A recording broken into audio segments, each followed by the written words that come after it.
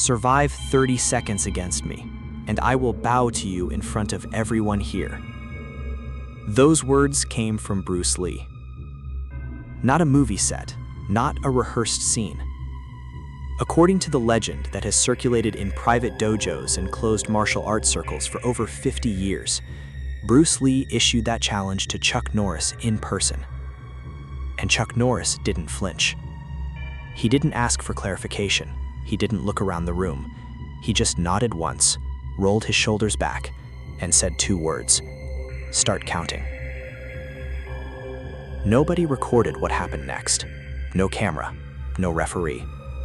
But every person who was in that room, in those quiet years before either man became a household name, tells the story the same exact way. It didn't take 30 seconds. It took 9.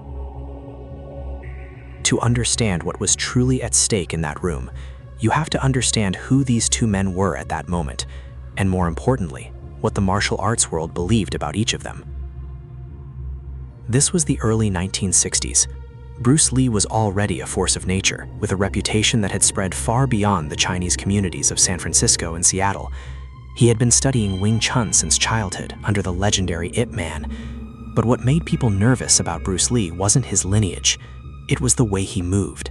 There was no wasted motion. Every gesture was loaded, compressed, like a spring someone had wound too tight and hadn't yet let go. He had developed what would later become Jeet Kune Do, a philosophy of fighting that stripped away ritual and got down to a single terrifying principle: end the fight before the other person realizes it has started.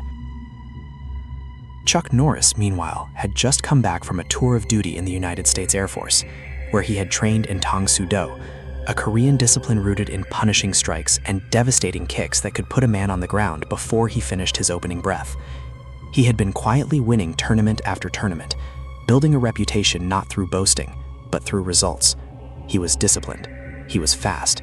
He was physically conditioned in a way that most civilians never reached. Here is what nobody in that room fully grasped yet. Neither one of them had ever truly been tested by the other's style. That gap between what each man knew and what he thought he knew about the other was exactly where the legend was born. Word had gotten around through shared acquaintances in the Los Angeles martial arts community.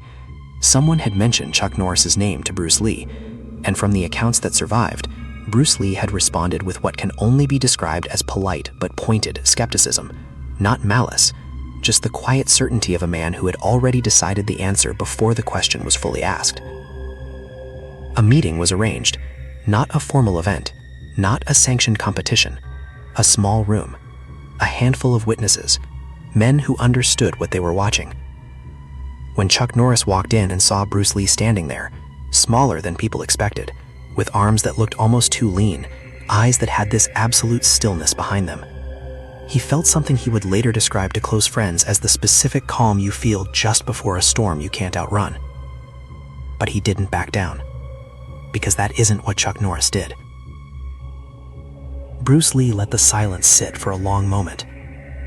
That was part of it, the people there would later say. He had this gift for making a room contract around him, not through noise or aggression, but through a quality of presence that made everyone else feel slightly too large for the space they were standing in. He looked at Chuck Norris the way a chess player looks at a board 3 moves ahead. Then he said it. Survive 30 seconds against me. Don't attack, don't try to win.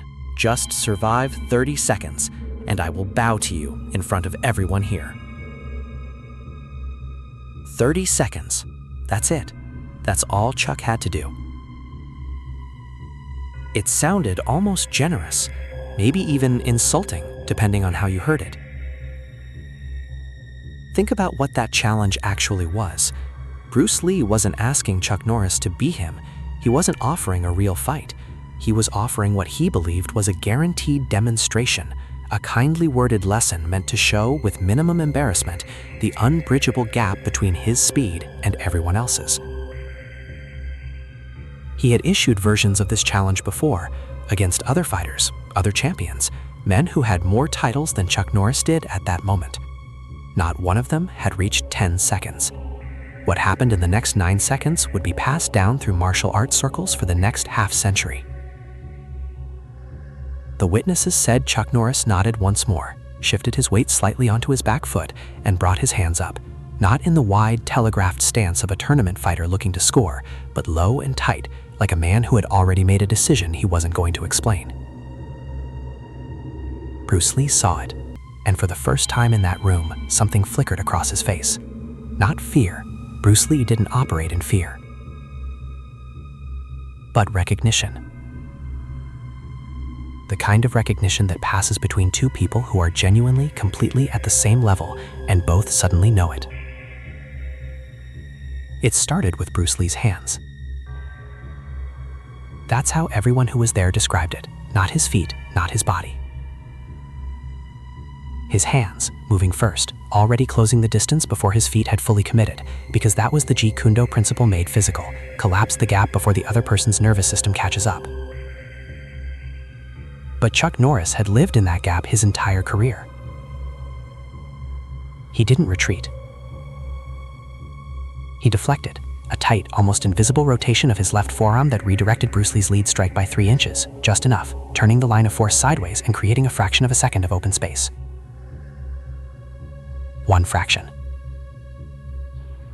Chuck used it.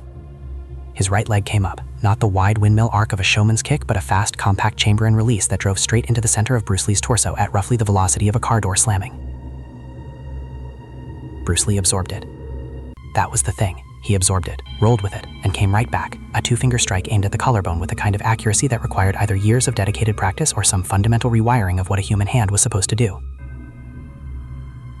It grazed Chuck Norris's shoulder, centimeters off. Then Chuck's elbow dropped. Low, fast, a Tang Soo Do close-range technique that doesn't photograph well and doesn't win trophies but operates in the territory between grappling and striking where most fighters have no vocabulary. Bruce Lee caught it on his forearm, checked it, countered with a lateral shift that put him 2 feet to Chuck's left in less than a breath, and the room's witnesses said afterwards they weren't entirely sure when the movement had begun. 3 seconds. A flurry, controlled, brutal in its precision, neither man making noise, just the soft percussion of blocks, the whisper of footwork on the floor, breath through the nose. And then 6 seconds in, something changed. Chuck Norris planted. Both feet flat, weight dropped. He wasn't retreating anymore and he wasn't deflecting. He was presenting something to Bruce Lee that wasn't surrender and wasn't aggression. It was the thing that no amount of speed can fully answer. Stillness. Bruce Lee came in. His strike was perfect, technically flawless, the kind of strike that ends conversations against 98% of the people on the planet. Chuck Norris moved his head 4 inches to the left. The strike went past. And in that moment, in that fraction of a second of overextension, that slim sliver of time when Bruce Lee's body had committed fully and hadn't yet recovered, Chuck Norris's palm connected with the side of Bruce Lee's shoulder and rotated him, cleanly, off his center line. Bruce Lee stumbled. 2 steps, no more. He recovered immediately. He was already turning, already resetting, already computing. But the room had gone absolutely silent, because a clock had been running in everyone's head. 9 seconds. Nobody moved for a long moment. Then Bruce Lee did something that no one in that room expected. He stopped. He stood fully upright. He looked at Chuck Norris with an expression that the witnesses could never quite find a right word for. Not embarrassment, not anger, something older than both of those things. And he bowed. Not a small performatory nod, a real bow, deliberate, deep. The kind of gesture in martial arts that isn't courtesy, it's acknowledgement. It means, I see you, I see what you are. He said nothing else. Chuck Norris, to his credit, bowed back, and that was it. No announcement, no official record.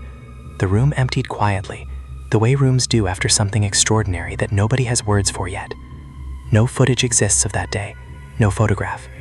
The handful of men who were present took the story out of that room the only way legends ever travel, in whispers, between people who trust each other, in the margins of late-night conversations about what real fighting looks like when it's stripped of everything except truth.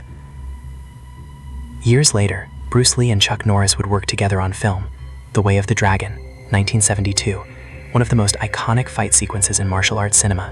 They trained together. They pushed each other. By every account, they had a deep and genuine mutual respect. People who knew them both said that respect had a specific origin point. A room, 9 seconds, a bow. The legend of those 9 seconds isn't really about Chuck Norris winning something. That's not what the story is about. The story is about what it means to be so thoroughly prepared, so committed, so disciplined, so honest in your training, that even the most dangerous man in the room has to stop and acknowledge what he's looking at. Bruce Lee built his entire philosophy around one idea, that truth in fighting comes only from stripping away ego and pretense, and getting down to what actually works, ruthlessly and completely. He had no patience for ritual combat, for moves that looked beautiful in a kata, but fell apart under pressure. What Chuck Norris showed him in those 9 seconds was that there was another man who had arrived at the same place by a different road, not through Wing Chun, not through Jeet Kune Do, through Tang Soo Do and tournaments, and the kind of quiet, relentless refinement that doesn't make for dramatic stories until the moment it suddenly matters enormously. Whether every detail of this story is exactly as it happened, that's not for anyone alive today to say with certainty. The men who were in that room are old now, or gone. Memories compress, details shift. But here's what doesn't change. The principle the story contains is true whether it happened in exactly this room or not. Two complete fighters, meeting at the edge of what each other could do, and choosing respect over pride. That is a true thing. And that is why the story is still being told in dojos today, in whispered conversations between people who understand what real mastery looks like when it has nothing left to prove. 30 seconds was the offer, 9 was the answer.